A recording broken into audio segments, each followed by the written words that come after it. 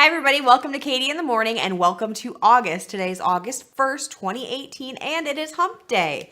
We are now 19 days away from CNA Fest.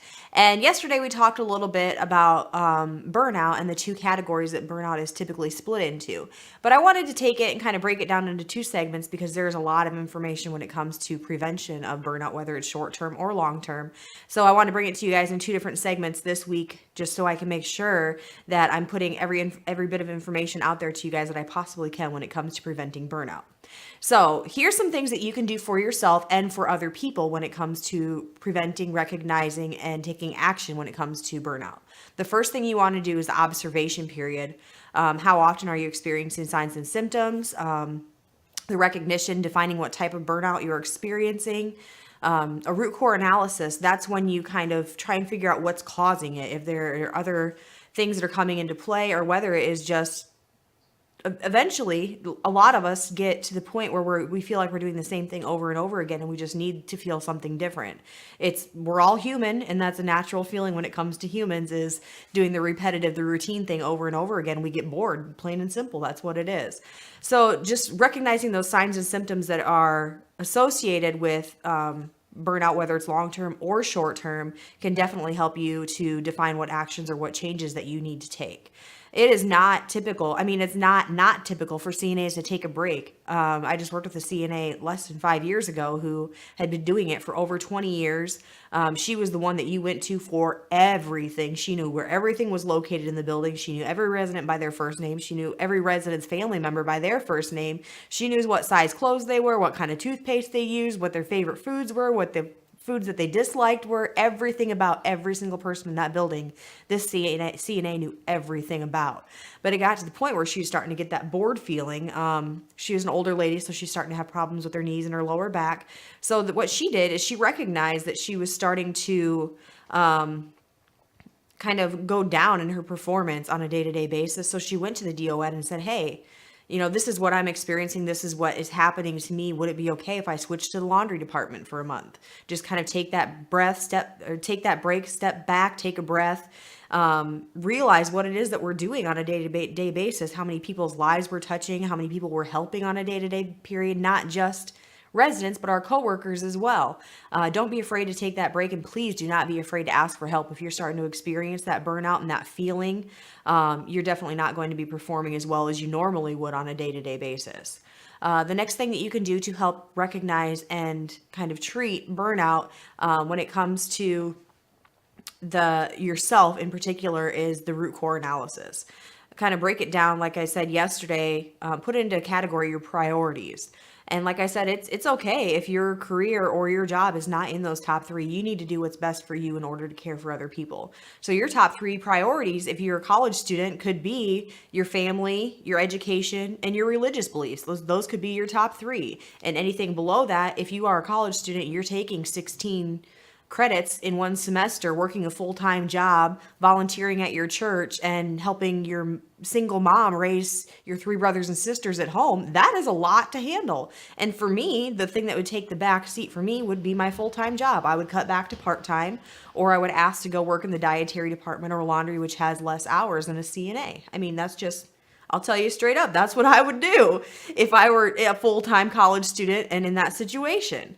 It could be something like, if you're like, several CNAs go back to school to be a nurse, you might need to take your semester off to concentrate on your education to further yourself in your career, and then come back as a CNA when your load lightens a little bit.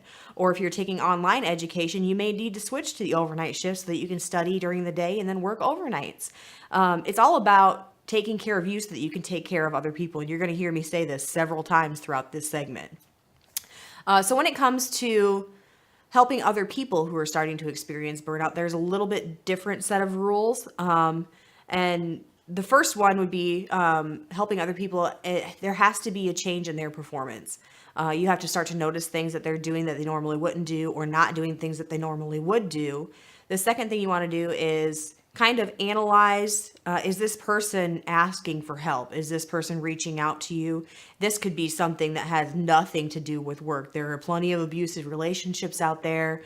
I think I've told you guys this story before, but when I was working as a temp aide, I had gone to Minnesota to work. And this facility, it was my first time there. It was a small facility, maybe 24 beds, 3 CNAs working the floor, and a charge nurse. She was amazing. I mean, she was like 20 years old, the curly blonde hair, skinny, pretty girl, very upbeat and peppy. And at the end of the day, the CNA that I was working with said, she's not acting like herself. Like, there's something going on, but nobody ever really bothered to ask her what was going on or get into her personal business. Sometimes you have to stick your nose in there, because the following week when I went back, I was there on a Friday. I came back the following Friday and she had committed suicide. She hung herself. Nobody saw it coming. Nobody bothered to ask her. That is like the ultimate burnout, not just being sick of your career, but your life in general. Who knows, that could have been her escape. That could have been her Garden of Eden, so to speak, was while she was at work in, communicating and mingling with other people and that sort of thing. And then when she went home, that the depression kicked in and the thoughts of suicide kicked in, and eventually it became overwhelming and she just took her own life. So that's a very extreme example, but if you are starting to notice different patterns or different actions in other people's behavior and their performance, definitely check into it. What type of burnout are they experiencing? Are they a new CNA that didn't know what they were getting into after they took the course? Are they an older CNA that has just been run through the ringer? I mean, you see it all the time in nursing homes, especially. The older CNAs, the ones that are more seasoned, are the ones that are more dependent on. The ones that'll commit the extra 20 hours a week. The DON or whoever the scheduler is constantly calling them. Can you come in early? Can you stay late? Can you pick up this weekend? This person called in. Can you come in today?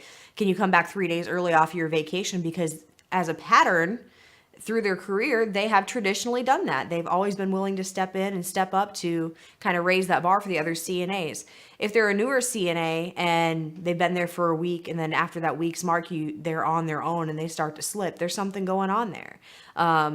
If they're either haven't been trained right, if you aren't the one that had trained them, ask them, has anybody shown you this? Has anybody shown you that? Go to your supervisor and say, hey, I feel like he or she needs a few more days of orientation and training in order to be able to do what she's supposed to be doing.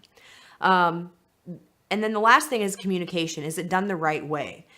This has been seen hundreds and hundreds of times over and over again, where CNAs will sit, they'll attack each other. We are known for eating our young, and we traditionally don't do it to each other's faces. We do it behind the back. We talked to one of our coworkers who we're comfortable with gossiping and saying, she's not pulling her own weight. I had to do this and this and this and this for her. Whether they are a new CNA or an older CNA, that is not right, no matter what way you split it. And I've been guilty of doing it before myself. And we really have to step in there, kind of step up and ask that person in a kind and polite and professional manner, is there anything that I can do to help you? Don't do it in front of people. Kind of pull them to the side and say, hey, I kind of noticed, there's just some things that aren't happening or are happening that normally aren't in your personality. Tell them how good they are at what they do, the things that they're really strong at. If they come to work dressed professionally with a smile on their face, tell them every day and just say, is there something going on that I can help you with? Just making that communication and building that trust is going to go really, really far. Eventually, they're going to tell somebody else, Abby helped me out with this when I was in my time of need. And who do you think the person that they're telling is going to go to when they have an issue? It's all about team building and it's all about support. That's what the CNA community is supporting each other. We're going to take a short break and then we'll be right back. When you have satisfied and content CNAs, the care is better and you're going to have less nursing assistant turnover.